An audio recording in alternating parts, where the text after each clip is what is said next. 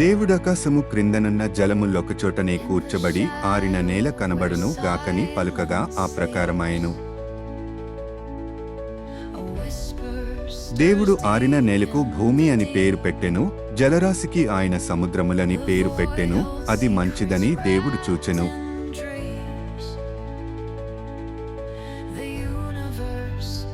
దేవుడు గడ్డిని విత్తనములిచ్చు చెట్లను భూమి మీద తమ తమ జాతి ప్రకారము తమలో విత్తనములు గల ఫలమిచ్చు ఫలవృక్షములను భూమి మొలిపించుగాకని పలుకగా ఆ ప్రకారమాయెను.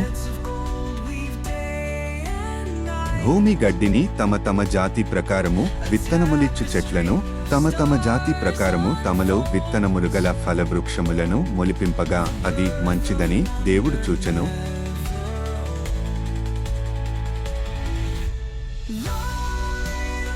అస్తమయమును ఉదయమును కలుగగా మూడవ దినమాయెను.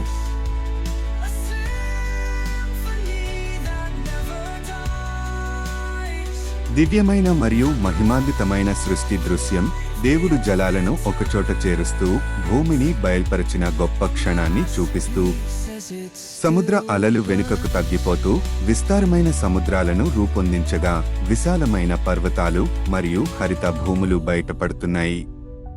ఆకాశం దివ్య వెలుతురుతో ప్రకాశిస్తూ కొత్త భూమిని ఒక స్వర్ణిమ కాంతితో కప్పివేస్తోంది. నేల నుండి పొగలు లేచిపోతూ నదులు తమ మార్గాలను చెక్కుతున్నాయి. ఈ దృశ్యం ప్రశాంతంగా అయితే శక్తివంతంగా ఉంటుంది, సృష్టి మహిమను మరియు అందాన్ని ప్రతిబింబిస్తూ.